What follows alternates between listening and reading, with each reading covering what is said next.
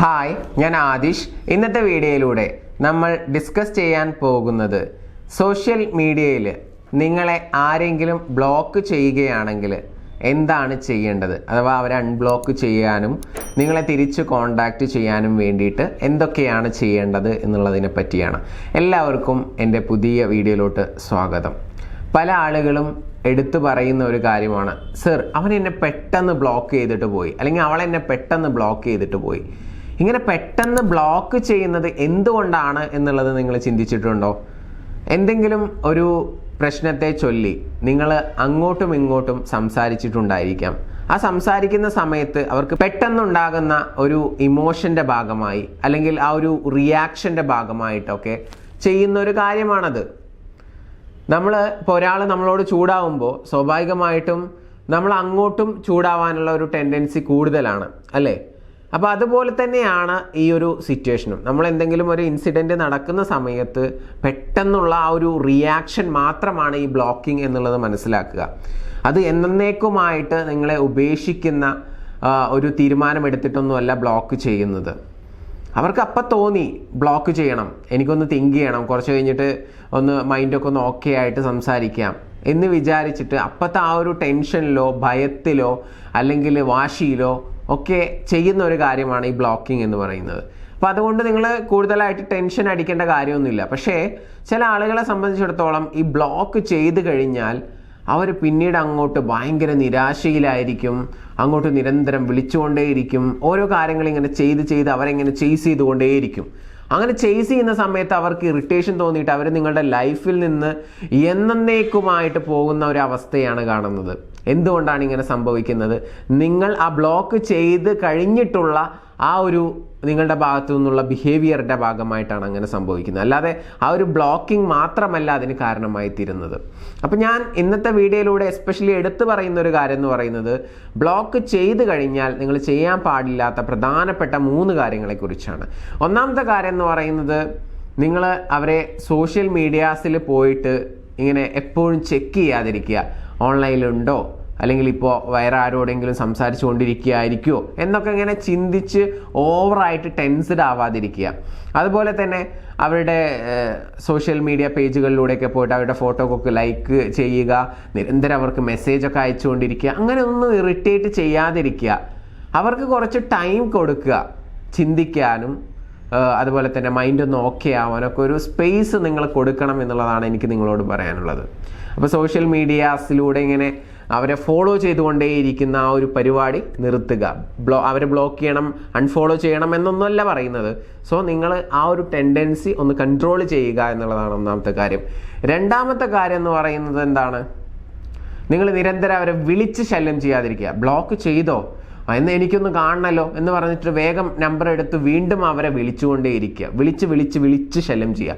In case അവർ കോളും block ചെയ്തു എന്ന് വിചാരിക്കുക, എന്നാൽ അവരുടെ സുഹൃത്തുക്കളെ വിളിക്കുക, അവർക്ക് ഫോൺ കൊടുക്കാൻ പറയുക, അങ്ങനെ ഇങ്ങനെ എന്നൊക്കെ പറഞ്ഞിട്ട് സുഹൃത്തുക്കൾ വഴിയോ അല്ലെങ്കിൽ ഡയറക്റ്റ് ആയിട്ടോ അല്ലെങ്കിൽ അവരുടെ ഫാമിലി മെമ്പേഴ്സ് വഴിയോ അവരെ കോണ്ടാക്ട് ചെയ്യാൻ ശ്രമിക്കുന്ന ഒരു പ്രവണത നിങ്ങൾക്കുണ്ടെങ്കിൽ നിർത്തുക, ഒന്ന് ക്ഷമിക്കുക, പേഷ്യൻസ് കാണിക്കുക. ഞാൻ നേരത്തെ പറഞ്ഞല്ലോ, എന്തെങ്കിലും ഒരു ഇഷ്യൂവിൻ്റെ പേരിലുള്ള ചെറിയൊരു റിയാക്ഷൻ അല്ലെങ്കിൽ ഒരു റെസ്പോണ്ടിങ് മാത്രമാണ് ഈ ഒരു ബ്ലോക്കിംഗ് എന്ന് മനസ്സിലാക്കുക.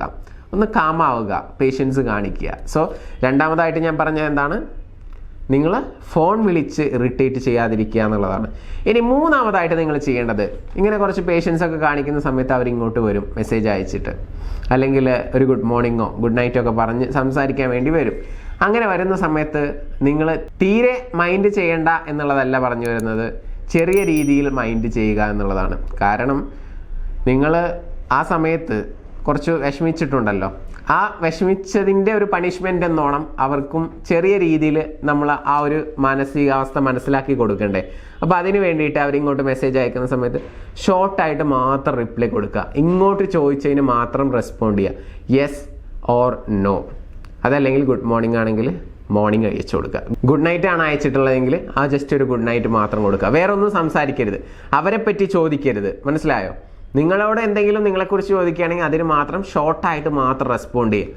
സ്വാഭാവികമായിട്ടും അവർക്ക് തോന്നിപ്പോവും, ഞാൻ ബ്ലോക്ക് ചെയ്തത് അവനത്ര ഇഷ്ടപ്പെട്ടില്ല, അവൻ കുറച്ച് എന്തൊക്കെയോ തീരുമാനങ്ങളൊക്കെ എടുത്തുകൊണ്ടിരിക്കുകയാണ്, ഇൻ കേസ് എന്നെ ജീവിതത്തിൽ നിന്ന് ഉപേക്ഷിക്കുകയോ, ഇങ്ങനെയുള്ള രീതിയിലൊക്കെ പല രീതിയിൽ അവരുടെ തോട്ട്സ് പോയിക്കൊണ്ടിരിക്കും. അപ്പോൾ അങ്ങനെ സംഭവിക്കുമ്പോൾ അവരിങ്ങോട്ട് കൂടുതൽ ചേസ് ചെയ്യാനായിട്ട് തുടങ്ങും. നേരെ മറിച്ച് നിങ്ങൾ ബ്ലോക്ക് ചെയ്ത് 2 ദിവസം കഴിഞ്ഞിട്ട് ഇങ്ങോട്ട് മെസ്സേജ് അയക്കുമ്പോഴേക്കും നീ ഇല്ലാതെ എനിക്ക് പറ്റുന്നില്ല, അങ്ങനെയാണ് ഇങ്ങനെയാണെന്നൊക്കെ പറഞ്ഞിട്ട് പഞ്ചാര വാക്കുകൾ പറയാൻ പോവുകയാണെന്നുണ്ടെങ്കിൽ ഒരിക്കലും അവരിങ്ങോട്ട് ഒരു ചേസ് ചെയ്യുന്ന ഒരു ടെൻഡൻസി ഉണ്ടാവത്തില്ല എന്നുള്ളതാണ്. അത് സ്ത്രീ ആണെങ്കിലും പുരുഷനാണെങ്കിലും അങ്ങനെ തന്നെയാണ്. ഓക്കെ, ഇത് ഞാൻ പറയുന്ന ഈ ടിപ്സ് 2 കൂട്ടർക്കും അപ്ലൈ ചെയ്യാവുന്നതാണ്. ഓക്കെ, അപ്പോൾ മൂന്നാമത്തെ ടിപ്പ് എന്ന് പറയുന്നത് അവരിങ്ങോട്ട് തിരിച്ചു വരുന്ന സമയത്ത് ഷോർട്ടായിട്ട് റെസ്പോണ്ട് ചെയ്ത് പതിയെ പഴയ ട്രാക്കിലോട്ട് പോവുക എന്നുള്ളതാണ്. ഓക്കെ, മനസ്സിലായി കാണുമെന്ന് വിചാരിക്കുന്നു. ഒന്നാമത്തെ കാര്യം എന്താ പറഞ്ഞത്? നിങ്ങൾ സോഷ്യൽ മീഡിയാസിൽ അവരെ ഫോളോ ചെയ്യാതിരിക്കുക, അല്ലെങ്കിൽ ചേസ് ചെയ്യാതിരിക്കുക. ഫോളോ ചെയ്യാതിരിക്കുക എന്നുള്ളതുകൊണ്ട് ഞാൻ ഉദ്ദേശിക്കുന്നത് അൺഫോളോ ചെയ്യുക എന്നുള്ളതല്ല. അവരുടെ ഫോട്ടോസും കാര്യങ്ങളൊക്കെ പോയി ഇങ്ങനെ നോക്കിക്കൊണ്ട് ഒരുപാട് സമയം ചെലവഴിക്കുക എന്നുള്ളതാണ്. അത് ചെയ്യാതിരിക്കുക എന്നുള്ളതാണ് ഉദ്ദേശിച്ചത്. രണ്ടാമതായിട്ട് കോൾ ചെയ്ത് ടോർച്ചർ ചെയ്യാതിരിക്കുക. അത് ആരെ വിളിച്ചിട്ടാണെങ്കിലും, കൊളീഗ്സിനെ വിളിച്ചിട്ടാണെങ്കിലും ഫാമിലി മെമ്പേഴ്സിനെ വിളിച്ചിട്ട് അവരെ കണക്ട് ചെയ്യാൻ വേണ്ടി നോക്കുക, അല്ലെങ്കിൽ സുഹൃത്തുക്കളെ വിളിച്ച് കണക്ട് ചെയ്യാൻ വേണ്ടി നോക്കുക. ആ ഒരു പ്രവണത ഒഴിവാക്കുക. മൂന്നാമതായിട്ട് പറഞ്ഞത് ഇങ്ങോട്ട് വരുമ്പോൾ ഷോർട്ടായിട്ട് റിപ്ലൈ കൊടുക്കുക, പതിയെ പഴയ ട്രാക്കിലോട്ട് വരിക എന്നുള്ളതാണ്. ഓക്കെ, അപ്പോൾ ഈ 3 ടിപ്സ് നിങ്ങൾക്ക് യൂസ്ഫുൾ ആകും എന്ന് ഞാൻ വിചാരിക്കുന്നു. ഇനിയും ധാരാളം ടെക്നിക്കുകളുണ്ട്, ട്രിക്സുകളുണ്ട്. അപ്പോൾ നിങ്ങൾ അങ്ങനെ ആരെങ്കിലും ബ്ലോക്ക് ചെയ്തിട്ടുണ്ടെങ്കിൽ, അല്ലെങ്കിൽ നിങ്ങളുടെ റിലേഷൻഷിപ്പിൽ എന്തെങ്കിലും ഇഷ്യൂസോ പ്രയാസങ്ങളൊക്കെ നേരിട്ട് കൊണ്ടിരിക്കുന്നുണ്ടെങ്കിൽ, എൻ്റെ പേഴ്സണൽ കോച്ചിങ്ങോ അതല്ലാന്നുണ്ടെങ്കിൽ നിങ്ങൾക്ക് ഒരു 21 ദിവസത്തെ പ്രോപ്പർ ഗൈഡൻസ് ഉണ്ട്.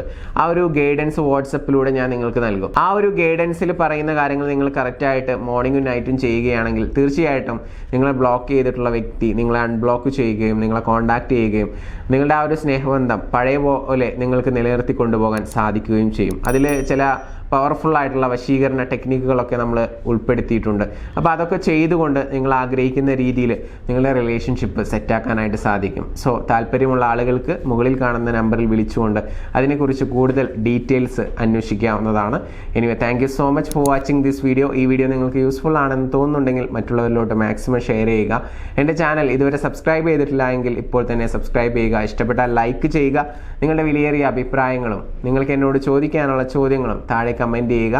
ആ ചോദ്യങ്ങളൊക്കെ ഞാൻ റെഫർ ചെയ്തിട്ട് തീർച്ചയായിട്ടും അത്തരത്തിലുള്ള ടോപ്പിക്കുമായിട്ട് വീണ്ടും നിങ്ങൾക്ക് മുമ്പിൽ വരാം. Anyway, thank you so much for watching my video. Namaste.